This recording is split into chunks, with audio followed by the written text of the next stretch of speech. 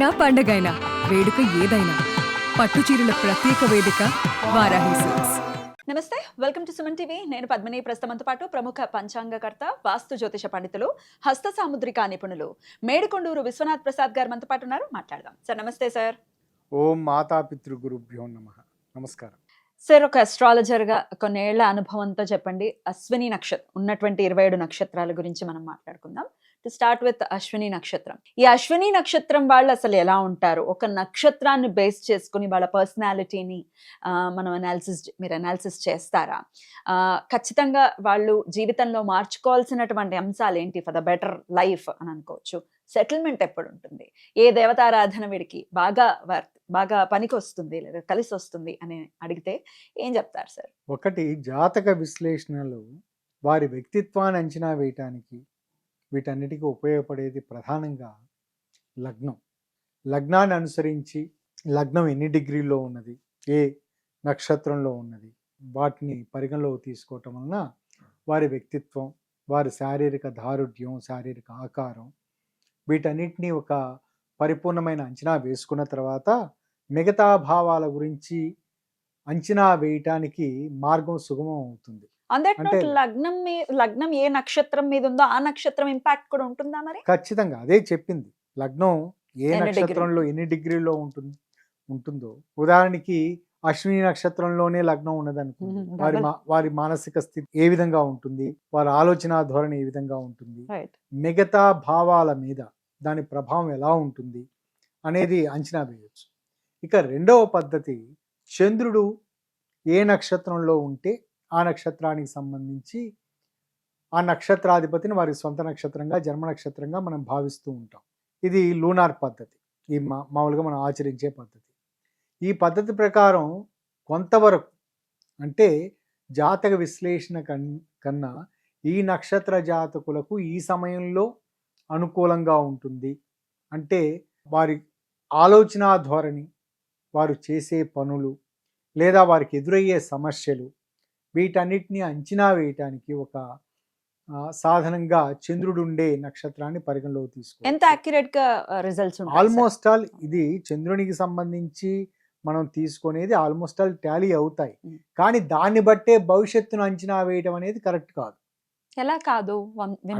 దాంతోటే start అవుతుంది కదా. వింశోత్తరి దశ తీసుకుంటున్నప్పుడు ఆ దశ ప్రారంభం అదంతా భావాలను అనుసరించి, అంటే మిగతా భావాలు అనుసరించి ఆ భావాలు భావాధిపతికి, ఆ భావాధిపతి ఉన్న నక్షత్రం, వీటన్నిటినీ పరిగణలో తీసుకొని వింశోత్తరి దశలో ఏ సమయంలో ఏది జరుగుతుంది అనేది అంచనా వేయటం. అంటే లగ్నం నుంచి తీసుకున్నది, భావాలు లగ్నం నుంచి ఏర్పడతాయి కాబట్టి ఇక్కడ వింశోత్తరి దశను పరిగణలో తీసుకోవటానికి చంద్రుడు ఉన్న నక్షత్రాన్ని మనం తీసుకుంటాం. అప్పుడే కదా స్టార్ట్, దాంతోటే కదా చంద్రుడు ఉన్న నక్షత్రం నుంచే స్టార్ట్ అవుతుంది. మరి అప్పుడు చంద్రుడు ఉన్న అప్పుడు రాశిని డెఫినెట్ గా మనం యాక్యురేట్ గా కన్సిడర్ చేయొచ్చు కదా అనేది ప్రశ్న. కాదు, ఇక్కడ వింశోత్తరి దశ తీసుకోవటం అనేది చంద్రుడు ఉన్న నక్షత్రాన్ని తీసుకోవటం, కానీ అప్లై చేసేది లగ్నం నుంచి, లగ్నము మిగతా భావాలకు సంబంధించి తీసుకుంటూ ఉంటాం.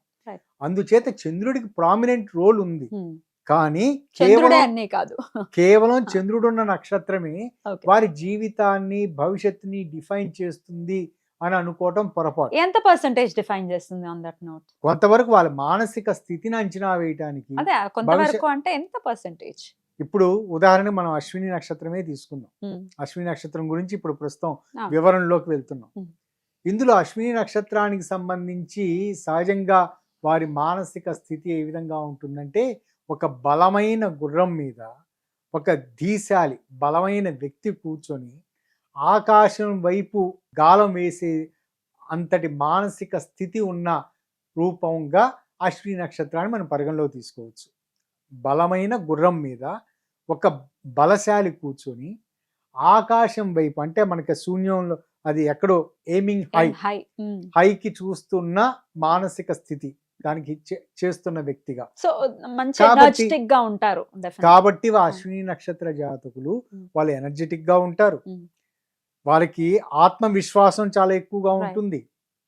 దాని తర్వాత ఏ పనైనా చేయటానికి, అంటే ప్రతిదీ ఎయిమ్ హై, ఏ పని చేయాలనుకున్నా చాలా ఉన్నత స్థాయిలో ఆలోచించాలి అని అనుకోవటం. అంటే ఉదాహరణకి పోటీ పరీక్షల్లో రాయాలి అనుకునే మానసిక స్థితిలో ఉన్న వ్యక్తులు అనుకుందాం. ఉమ్, ఇది భారతదేశ స్థితిలో పోటీ పరీక్షలో హైయెస్ట్ స్టాండర్డ్ ఏంటి? Hmm. ఐఏఎస్, ఐపీఎస్, అటువంటి యూపీఎస్సి ఫస్ట్ దాంట్లో. వాళ్ళు చిన్నప్పటి నుంచే వారి పొరపాటున ఇటువంటిది ఏదో ఎన్విరాన్మెంటల్ కండిషన్స్లో కుటుంబ నేపథ్యం కారణం చేత వారి పోటీ పరీక్షల్లో గవర్నమెంట్ ఉద్యోగం సంపాదించుకోవాలనే ఆలోచన వచ్చింది అనుకోండి, వారు వెంటనే ఆలోచించేది యూపీఎస్సి కొట్టాలి అనే ఆలోచనలో ఉంటారు. Okay, అంటే okay. అటువంటి మానసిక స్థితి. హా. కాబట్టి ఇంతవరకు కరెక్ట్. Hmm. ఇందులో మిగతా గ్రహాల ప్రభావం అంటే చంద్రునితోటి మిగతా గ్రహాల ప్రభావం లేదా భావాల ప్రభావం, వీటి కారణాల చేత మరి దాంట్లో హెచ్చు తగ్గులు ఉండే కొడతారా అవకాశం లేదా? ఉంటుంది. ఆ జాబ్ కొడతారా లేదా అనేది ఆధారపడి ఉంటుంది. ఐఏఎస్ గురించి ప్రయత్నం చేస్తూ ఉండి గ్రూప్ 2లోకి వెళ్ళొచ్చు. Right. బహుశా ఉదాహరణకి ఒక ఇన్కమ్ ట్యాక్స్ ఆఫీసర్గా కావచ్చు. Yeah. లేదా డైరెక్ట్గా ఐఏఎస్ గురించి చేస్తూ ఉంటూ ఫారెన్ సర్వీసెస్లో చాలా ఉన్నత స్థాయిలోకి అతను వెళ్ళొచ్చు. Right. గ్రూప్ 1లోకి జస్ట్ ఐఏఎస్ గురించే ప్రయత్నం చేస్తూ ఉంటే వారికి ఎక్కువ మంది యూపీఎస్సిలో అవకాశం వచ్చింది అనుకోండి, ఫస్ట్ ర్యాంకులు వచ్చిన వాళ్ళు ఫారెన్ సర్వీసులకు తీసుకుంటారు. చాలామంది తీసుకుంటారని వినికిడి, చాలామంది చేస్తూ ఉంటారు. Mhm. అందులో వారికి మొట్టమొదటి ప్లేస్మెంటే చాలా ఉన్నత స్థాయిలో విదేశాల్లో ఒక ఎంబసీలో రావటం లాంటిది కావచ్చు. Okay. కాబట్టి వారి ఆల్వేస్ ఎయిమింగ్ హై అనేది ఉంటుంది. Hmm. ఈ అశ్విని నక్షత్రం మన ప్రారంభ నక్షత్రం. ఇది మేషరాశిలో ఉంటుంది. మామూలుగా మన హిందూ అస్ట్రాలజీ ప్రకారం దీన్ని వివరించే క్రమం ఇది అశ్విని కుమారులు అంటే దేవతల వైద్యులు అని వివరణ. రెండవది ఈ అధిపతి మొదటి 10 డిగ్రీల్లోనే ఈ నక్షత్రం ప్లేస్ చేయబడి ఉంటుంది. 13 డిగ్రీల 20 నిమిషాల వరకు ఈ నక్షత్రం ఉంటుంది. కాబట్టి దీనికి అధిపతి మేషరాశికి అధిపతి కుజుడు. కాబట్టి వీళ్ళలో ఆవేశం పాళ్ళు ఎక్కువగా ఉంటాయి. విచక్షణ కోల్పోయే విధంగా వారిని చేసిన సందర్భాలలో, అంటే వారి చేత తప్పడడుగు వేయించాలి, వారి చేత ఏదైనా పని చేయించాలంటే కొంచెం వారికి విసుగు కలిగించే విధంగా కొంచెం ప్రవర్తిస్తే వారు ఖచ్చితంగా రాంగ్ స్టెప్ వేస్తారు. కొంచెం గిలితే చాలు, అంతే. వారికి కొంచెం అంటే ఆ గిల్లే స్థాయి అనేది వారికి మంట పుట్టే స్థాయిలో ఉండాలి. అదే అంతే కదా. ఆ విధంగా ఉన్నప్పుడు వాళ్ళు రాంగ్ స్టెప్ వేసే అవకాశం ఉంటుంది. ఈ అశ్విని నక్షత్రంకి కేతు నక్షత్రం కాబట్టి అది కేతు నక్షత్రం నిడివి మొదటి 7 సంవత్సరాలు ఉండే అవకాశం ఉంటుంది ప్రారంభంలో. అయితే గ్రాడ్యువల్ గా తగ్గుతూ ఉంటుంది.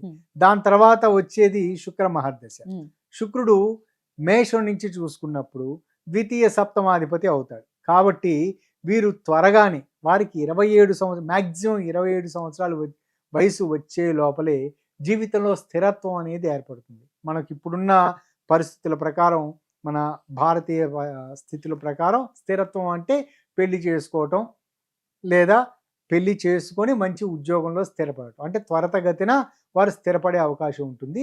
ఇందులో మార్పులు అంటే కాని పక్షంలో ఒకవేళ 27 కొన్ని రేర్ టు రేరెస్ట్ కేసెస్ లో వారికి ఆ సమయంలో శుక్రుడు అంటే ఇక్కడ ప్రధానంగా ద్వితీయ సప్తమ వృషభ తులారాశులకు సంబంధించి అధిపతి శుక్రుడు కావటం చేత, సప్తమాధిపతి కూడా అయిన కారణం చేత శుక్రుని సంబంధించి ఏదైనా వేధలు ఉన్న సన్నివేశాల్లో, మిగతా గ్రహాలతోటి ఏదైనా నెగిటివ్ ఆస్పెక్ట్ ఉన్న సందర్భాలలో వారికి వివాహం జాప్యత జరిగే అవకాశాలు, చాలా తక్కువ సందర్భాలలో వారు సెటిల్ కాకపోవటం, వేరే త్రోవలు పట్టడం, అంటే వారి కెరీర్కి సంబంధించి సరైన నిర్ణయం తీసుకోకపోవటం, స్థిరత్వం రాకపోవటం, ఉద్యోగ ఉపాధి అవకాశాలు త్వరగా దొరక్కపోవటం అనేది పరిస్థితి ఉంటుంది.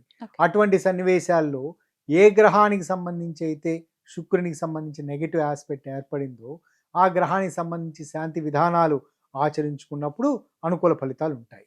మరి శుక్ర దశ అయిపోయిన తర్వాత వచ్చే మరి రవి, చంద్ర, రాహు ఇవన్నీ ఎట్లాంటి పరిస్థితులు ఉంటాయి? దాని తర్వాత క్రమంగా ఇది మొట్టమొదట బేస్ చక్కగా ఏర్పడిన సన్నివేశాలు ఇంకా స్మూత్ గా ఉంటుంది. దాని తర్వాత వచ్చేది అంటే మనకి పునాది చాలా గట్టిగా పడింది అనుకోండి, పైన ఎన్ని అంతస్తులైనా కట్టుకోవచ్చు కదా. కాబట్టి అశ్విని నక్షత్రంలో ఉన్న సౌలభ్యత ఏమిటంటే ఈ ప్రారంభ నక్షత్రాలు పడాలి, బేస్మెంట్ పర్ఫెక్ట్ గా పడే అవకాశాలు ఎక్కువగా ఉంటాయి. తక్కువ సందర్భాల్లో అది పునాది తక్కువగా తక్కువ పడే బలహీనంగా పడే పరిస్థితులు ఉంటాయి. రైట్. ఒక కంప్లైంట్ వింటూ ఉంటాను సార్. కొంతమందిలో మాత్రం సంతాన జాప్యత అనేది ఉంటుంది. అంటే సంతానం కలగకపోవటం లేకపోతే ఆలస్యంగా కలగటం అనేది వింటూ ఉంటాం. ఎంతవరకు కరెక్ట్ ఇది? ఇది వారిలో ఉండే ఉష్ణతత్వం కారణం చేత. ఇక్కడ చంద్రుడి నుంచి అంటే మనం మేషరాశి నుంచి 5వ స్థానం ఏదైంది? సింహరాశి. సింహరాశి అయింది. అంటే అధిపతి రవి. రవి అయ్యాడు. కాబట్టి ఇక్కడ రవి యొక్క కారకత్వాలు ఉష్ణతత్వం. ఈ కారణం చేత వారిలో ఉష్ణతత్వం కారణం చేత సంతానలేమి ఏర్పడే అవకాశాలు ఉంటాయి. మగవారికి సంబంధించి చూసుకున్నప్పుడు వారికి కొన్ని ఎక్కువ సందర్భాలలో వారికి పితృదోషాలు ఉండే అవకాశాలు. అదే ప్రాక్టికాలిటీ ప్రకారం చూసుకుంటున్నప్పుడు వారి వీర్యకణాల్లో చలనత్వ లోపాలు, యాక్టివ్ మొటిలిటీ తక్కువగా ఉండే పరిస్థితులు ఉంటాయి. అదే స్త్రీలకు సంబంధించి చూసుకుంటున్నప్పుడు వారికి అండ కణాల విడుదలకు సంబంధించిన సమస్యలు, ఎక్కువ సందర్భాల్లో PCOS అంటారు, ఇటువంటి లక్షణాలు వారికి ఏర్పడే పరిస్థితులు ఉంటాయి. కానీ ఇవేవి శాశ్వతంగా వారికి సంతానం లేమిని సూచించేవి కాదు. మిగతా గ్రహాలకు సంబంధించి పంచమ స్థానాధిపతికి సంబంధించి అంటే లగ్నం నుంచి, వారు పుట్టిన లగ్నం నుంచి పంచమ స్థానానికి సంబంధించి వేరే వేధలు ఉన్న సన్నివేశాల్లో దానికి సంబంధించి ఇబ్బందులు ఉండొచ్చేమో, కానీ వీరికి సంతానలేమి శాశ్వతంగా ఉండే పరిస్థితి ఉండదు. ఇంకొక జాప్యత ఉండే అవకాశాలు ఉంటాయి. ఓకే. అశ్విని గురించి ఇంకొక బ్యూటిఫుల్ పాయింట్ ఒకటి వినిపిస్తూ ఉంటుంది. మంచి హీలర్స్ వీళ్ళు అని చెప్పి, వాళ్ళ మాట కానీ లేకపోతే వాళ్ళ చేత్తో ఏదైనా హీల్ చేస్తూ బాగుంటావు నువ్వు అని అన్నా, లేకపోతే మంచి మంచి డాక్టర్స్ అశ్విని నక్షత్ర జాతకులు మంచి మంచి డాక్టర్స్ అవుతారు అనేది కూడా వింటూ ఉంటాం. మీ అనాలిసిస్ ప్రకారం ఎంతవరకు కరెక్ట్ ఇది? ఇది సహజంగా 100% కరెక్ట్ అని చెప్పవచ్చు. ఎందుకంటే వారికి ఆ కారకత్వాన్ని, మనకి ట్యూటరీ రాడ్ అంటే అధిదేవతలు అని చెప్పుకునే దాంట్లో అశ్విని కుమారులు, దేవతల వైద్యులు అనే ఒక ప్రత్యేకమైన ఆధిపత్యం సింబాలిక్గా ఇవ్వటానికి కారణం ఏమిటంటే అశ్విని అంటే వారు హీలింగ్ పవర్స్ ఉన్న తత్వం కలిగిన వారు అని. అంటే వారి ఆలోచన ధోరణి ఇదంతా ఎదుటి వారిని కన్విన్స్ చేసే విధంగా ఉంటుంది. అందులో తమని తాము తక్కువ చేసుకోవటం కాదు, తమని తాము ఎక్కువగా ప్రొజెక్ట్ చేసుకుంటూ, తమను తాము ఉన్నత స్థాయిగా ప్రొజెక్ట్ చేసుకుంటూ ఎదుటివారు అంగీకరించే విధంగా. సహజంగా ఎదుటి వ్యక్తి సలహాలను మనం పాటించాలి అని అనుకుంటే ఎదుటివారు తమ కంటే ఉన్నతులుగా ఆ వ్యక్తి భావించాలి. అప్పుడే వాళ్ళు పాటిస్తారు. మనకంటే, మన ఆలోచన ధోరణి కంటే వాళ్ళు ఇన్ఫీరియర్ స్టేజ్ లో ఉన్నారు అనే భావనతో మనం ఖచ్చితంగా పట్టించుకోం. కాబట్టి వీరిలో ముందు వివరించినట్లుగా ఒక గుర్రం మీద, బలమైన గుర్రం మీద ఒక బలమైన బలశాలి నుంచున్న ఎనర్జెటిక్ అని, కాబట్టి వీళ్ళని ప్రొజెక్ట్ చేసుకునే విధానం కూడా ఆ విధంగా ఉంటుంది. ఆ ప్రొజెక్ట్ చేసుకున్న తర్వాత అదే అధికార దర్పంతో, అదే గొప్పతనంతో, దాంతో ఎదుటి వారికి సలహాలు ఇస్తూ ఉంటారు. ఆ ఇచ్చే సలహాలు ఎదుటివారు యాక్సెప్ట్ చేసే విధంగా, ఎందుకంటే వారు గొప్పగా భావిస్తూ ఉంటారు కదా, ఖచ్చితంగా వారి నుంచి స్వాంతన అనేది లభిస్తూ ఉంటుంది. కాబట్టి అశ్విని నక్షత్రలో పుట్టిన ఒక ఫ్రెండ్ ఉంటే చాలు మనకి, ఖచ్చితంగా వారి నుండి మనకి ఆపద సమయాల్లో ఆర్థికపరమైన సహాయాలు రాకపోయినా ఎమోషనల్ సపోర్ట్ ఖచ్చితంగా ఉంటుంది, మాట సహాయం. మరి ఇటువంటి ఫ్రెండ్స్ డెఫినెట్ గా ఒక పాయింట్ దీని గురించి అడగాలని అనుకుంటున్నాను. వీళ్ళల్లో కొంత కోపానికి సంబంధించిన తత్వం ఎక్కువ ఉంటుంది, కొంచెం అగ్రెసివ్ గా ఉంటారా అశ్విని నక్షత్ర జాతకులు అని అనిపిస్తుంది. ఎంతవరకు కరెక్ట్ సార్? అగ్రెషన్ ఉంటుందా వీళ్ళకి? ఇది ముందు వివరించినట్లుగా ఆ తత్వాన్ని రూపవర్ణన గురించి వివరించాను. బలమైన గుర్రం మీద అగ్రెసివ్నెస్ అనేది ఎప్పుడు ఏర్పడుతుందంటే ఆత్మవిశ్వాసం పరిపూర్ణంగా పెరిగిన తర్వాత ఏ పనైనా దుడుగ్గా చేయాలనే స్థితిలో ఉన్నప్పుడు అగ్రెసివ్నెస్ వస్తుంది, అంతే కదా. మొదట సహజంగా ఎవరైనా అగ్రెసివ్ గా ప్రవర్తిస్తున్నారు అంటే ఏమిటి, వారు చేస్తున్న ప్రతి అటెంప్ట్ వారికి సక్సెస్ అవుతుంది అనుకోండి, ఇంకేముంది. దాని తర్వాత ఏదైనా అట్లా అదే విధంగా వారు ఉధృతంగా చేస్తూ ఉంటారు కదా, వారి ఆత్మవిశ్వాసం పెరుగుతూ ఉంటుంది. ఆత్మవిశ్వాసం మితిమీరిన తర్వాత వారు రాంగ్ స్టెప్స్ వేసే అవకాశాలు ఉంటాయి. అప్పుడు స్లో డౌన్ అవుతారు, అంటే వారికి ఎదురు దెబ్బలు తగులుతూ ఉన్నప్పుడు స్లో డౌన్ అవుతారు. అశ్విని నక్షత్రానికి ఇదే లక్షణాలు వర్తిస్తాయి. మొట్టమొదట ప్రారంభంలో వారికి అన్ని విజయాలే లభిస్తాయి, దాంతో విపరీతంగా ఎక్కువ తమని తాముని ఎక్కువగా అంచనా వేసుకోవటం వలన ఒక్కసారిగా ఏదో ఒక రాంగ్ స్టెప్ వేస్తారు. దాంతో వారికి కొంత ఇబ్బంది ఏర్పడుతుంది. అప్పటి నుంచి స్లో డౌన్ అవుతుంది. మార్పు వస్తుంది. అది ఖచ్చితంగా వారికి 36 సంవత్సరాలు దాటిన తదుపరి నుండి, అంటే ముందు మీకు వివరించాను కదా యోగిని సైకిల్స్ అని. యోగిని సైకిల్ దాటిన తదుపరి నుండి అశ్విని నక్షత్రం వారు అంతకుముందు వ్యవహరించిన తీరు కంటే భిన్నంగా వ్యవహరిస్తారు. ఓకే. మొట్టమొదటి చాలా అగ్రెసివ్ గా ఉన్నవారు అప్పుడు చాలా స్లో డౌన్ కావటం, ఎక్కువ సందర్భాల్లో పెట్టుబడులు పెట్టే విషయంలో ఈ 36 సంవత్సరాల లోపల వాళ్ళు పెట్టుబడులు పెట్టడం రియల్ ఎస్టేట్ మీద కావచ్చు, స్టాక్ మార్కెటింగ్ రంగానికి సంబంధించి కావచ్చు, విపరీతంగా వారికి లాభాలు వచ్చే పరిస్థితులు ఉంటాయి. దాని తర్వాత క్రమంగా వారి వయసు 32, 33 సంవత్సరాల ఆ ప్రాంతం నుంచి కొంచెం వ్యతిరేకత లేకపోతే ఏదైనా ఇబ్బందికర సన్నివేశం ఏర్పడిన దగ్గర నుంచి వారు క్రమంగా దాని నుంచి దూరం అయ్యి, బహుశా మనకి వీటి గురించి ఆర్థిక పరమైన విషయాల దాంట్లో సీడింగ్ టైం, క్రాపింగ్ టైం అని చెప్తూ ఉంటారు. వీరికి అశ్విని నక్షత్రం వాళ్ళకున్న చాలా పాజిటివ్ ఏమిటంటే సీడింగ్ టైంలో, అంటే చిన్న వయసులోనే సీడింగ్ టైం ఉంటుంది. కొంచెం ఆ వయసు పెరిగిన దగ్గర నుంచి క్రాపింగ్, అంటే ఆ పంటను అనుభవించే స్థాయి అనేది ఉంటుంది. ఇది ఒక చక్కటి లక్షణం. Right sir. ఇక వివాహం విషయం గురించి ఒకవేళ మనం మాట్లాడుకుంటే, ఈ ఆడకు గాని మగకు గాని అశ్విని నక్షత్రం వాళ్ళకి ఏ నక్షత్రంతో కంపాటిబిలిటీ చాలా బాగుంటుంది? వారికి రాహు నక్షత్రాలకు సంబంధించి తప్ప మిగతా పాజిటివ్గా ఉండే ఏ నక్షత్రాలకు సంబంధించి వారు తీసుకున్నా వారికి అనుకూలమైన ఫలితాలు ఉంటాయి. సహజంగా ఎందుకు కేతు నక్షత్రానికి సంబంధించి అనుకున్నప్పుడు రాహుకేతువులు ఒకే శరీరానికి సంబంధించిన 2 విడి భాగాలుగా చెబుతూ ఉంటాం. ఒకదానికొకటి ఆపోజిట్గా ఉంటుంది అనేది సహజంగా పురాణ వర్ణన, సహజంగా అట్లాగే ఉంటుంది కదా. కాబట్టి రాహు సంబంధించిన నక్షత్రాలకు సంబంధించి వీరు తీసుకున్నప్పుడు, రాహు సంబంధించిన నక్షత్రాల జీవిత భాగస్వామి అయినప్పుడు వారు ఎడ్డమంటే తెడ్డమనే పరిస్థితులు ఉండటం అనేది ఎక్కువ సందర్భాల్లో చూశాను. అంటే వాళ్ళిద్దరి మధ్య సైకలాజికల్ అట్రాక్షన్ ఉన్నట్లయితే సెక్సువల్ అట్రాక్షన్ తక్కువగా ఉంటుంది. సెక్సువల్ అట్రాక్షన్ చక్కగా ఉన్నట్లయితే మ్యూచువల్ అండర్స్టాండింగ్ తక్కువగా ఉంటుంది. ఇటువంటి ఏదో ఒక లోపంతో తరచూ వారు దూరంగా ఉండవలసిన పరిస్థితులు ఉంటాయి. కాబట్టి రాహు నక్షత్రాలకు సంబంధించి ముఖ్యంగా ఈ అశ్విని నక్షత్రం వారు వెళ్లకుండా ఉండటం మంచిది. అనుకూలమైన నక్షత్రాలు ప్రతి కుజునికి సంబంధించిన ఏ నక్షత్రం అయినా అనుకూలమైన ఫలితాలు ఉంటాయి. ముఖ్యంగా కుజునికి సంబంధించిన నక్షత్రాల్లో తర్వాత వచ్చే సగభాగాలు కుజునికి సంబంధించిన నక్షత్రాలన్నీ ద్విపాద నక్షత్రాలు. మిగతా 3-4 పాదాల్లో ఉన్న జాతకులకు అశ్విని నక్షత్రం వారికి చాలా చక్కటి అమరిక, పొందిక అనేది ఏర్పడుతుంటుంది. ఇది చాలా ఫస్ట్ ప్లేస్. 3-4 పడుతుంది, చిత్తా 3-4 పడుతుంది, ధనిష్ట 3-4 పడుతుంది. ఆరుద్ర, స్వాతి, శతభిషం జోలికి వెళ్ళొద్దు. వాటి జోలికి వెళ్ళిన సందర్భాలలో అనుకూలమైన ఫలితాలు కొంచెం తక్కువగా ఉంటాయి. Okay, right sir. అట్లాగే అన్ని విషయాల్లో సానుకూలమైనటువంటి ఫలితాలు రావాలి వీళ్ళకి అని అంటే కనుక ఖచ్చితంగా వీళ్ళు మార్చుకోవాల్సిన అంశం ఏమిటి? ఏ దేవతారాధన జీవిత పర్యంతం చేసుకోవాల్సి ఉంటుంది? ముందు వివరించినట్లుగా వీళ్ళకి ఓవర్ కాన్ఫిడెన్స్ ఉంటుంది. అది ఓవర్ గా పెరగకుండా జాగ్రత్తగా వాళ్ళని మనం కట్టడి చేసుకున్న సన్నివేశాలలో వారు ప్రతి దాంట్లోనూ విజయం సాధిస్తూ ఉంటారు, అనుకూలమైన ఫలితాలను పొందుతూ ఉంటారు. కాబట్టి వీళ్ళల్లో ఉన్న బలహీనత ఓవర్ కాన్ఫిడెన్స్ కి వెళ్ళే పరిస్థితి. అంటే ప్రతి దాంట్లోనూ విజయం సాధిస్తున్నామనే భావనతోటి రాంగ్ స్టెప్స్ వేయటం, ఇది మొదటి పరిస్థితి.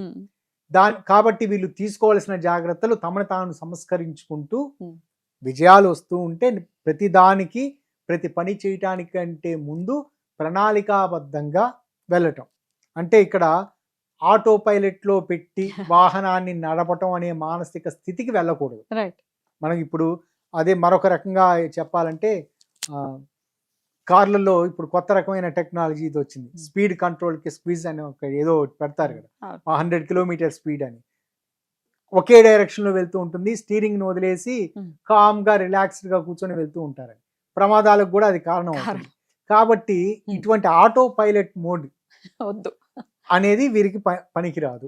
First point. రెండవది, వీరు వారే సొంతంగా డ్రైవ్ చేసే పరిస్థితి కంటే వారి జీవిత భాగస్వామి అంటే వారు నమ్మిన వ్యక్తులు వారిని కరెక్ట్గా డైరెక్ట్ చేయగలుగుతారు. Okay. అంటే వారు ఎమోషనల్గా డిపెండ్ అయిన వ్యక్తులు వారిని ఖచ్చితంగా డ్రైవ్ చేయగలుగుతారు. బహుశా జీవిత భాగస్వామి కావచ్చు, మంచి స్నేహితులు కావచ్చు, లేదా వీళ్ళు ముఖ్యంగా తల్లిదండ్రులతోటి చక్కటి ఆప్యాయత అనుబంధాలు కలిగి ఉంటారు, ముఖ్యంగా తండ్రితోటి. ఓకే, కాబట్టి తండ్రి సంబంధించి అంటే వీరికి సంబంధించిన పగ్గాలు, బహుశా వీరు గుర్రం అని అనుకున్నట్లయితే వీరికి పగ్గాలు సంబంధించిన తండ్రి చేతిలో. పగ్గాలు తండ్రి చేతిలో కానీ, హ. జీవిత భాగస్వామి చేతిలో కానీ, లేదా ఎమోషనల్గా కనెక్ట్ అయిన వారి ఉమ్. మిత్రుల చేతిలో కానీ ఉంటాయి. వారు చక్కగా అంటే వాళ్ళ ఫ్రెండ్ ఎవరన్నా ఉన్నట్లయితే వారు చక్కగా డ్రైవ్ చేసుకుంటూ వెళ్ళినట్లయితే Right. జీవితకాలం పాటు వారు సాఫీగా Okay. అనుకూలమైన ఫలితాలను పొందుతారు. Okay. ఇక రెండవది సంతాన లేమికి సంబంధించి మీరు ముందు అడిగినట్లుగా సంతాన భావానికి సంబంధించి ఏదైనా సమస్యలు వచ్చే అవకాశాలు ఉంటాయి. ఎందుకంటే ముందు వివరించినట్లుగా Hmm. పీసీఓఎస్ ప్రాబ్లమ్స్ ఉన్న ఆడవారిని ఎక్కువ సందర్భాల్లో చూశాను. Hmm. కానీ అదేమి వారి సంతానం కలగటానికి అడ్డంకి కాదు. బహుశా ఏదైనా వైద్య విధానాలు పాటించడం వలన Set జరగవచ్చు. అవుతుంది. మగవారికి సంబంధించి ముందు వివరించినట్లుగా Hmm. యాక్టివ్ మొటిలిటీ ఉండే అవకాశాలు ఉంటూ ఉంటాయి. ఇటువంటి సన్నివేశాలలో వారికి ఈ రెండు తత్వాలకు సంబంధించి ఉపయోగపడేది సుబ్రహ్మణ్య స్వామి ఆరాధన. Okay. ఇటువంటి ఆరాధన వాళ్ళు చిన్నప్పటి నుంచి చేయటం మొదలు పెట్టారనుకోండి, Hmm. అది అనుకూలమైన ఫలితాలను ఇస్తుంది. కేవలం సంతాన విషయం ఒకటే కాదు, Hmm. వారి అగ్రెసివ్నెస్ పెరగకుండా ఉండటానికి. Hmm. ముఖ్యంగా ఇది ఇక్కడ కుజునికి సంబంధించిన రాశిలో ఉండటం, అశ్విని దేవతలు అంటే దేవతల వైద్యులుగా అని చెప్పబడటం, వీటన్నిటి కారణాల చేత ఇక్కడ సుబ్రహ్మణ్య స్వామి ఆరాధన చిన్నప్పటి నుంచి అలవాటు చేసుకోవటం వలన వీరికి ఇబ్బందికర సన్నివేశాలు ఎదురయ్యే పరిస్థితులు చాలా తగ్గుతాయి.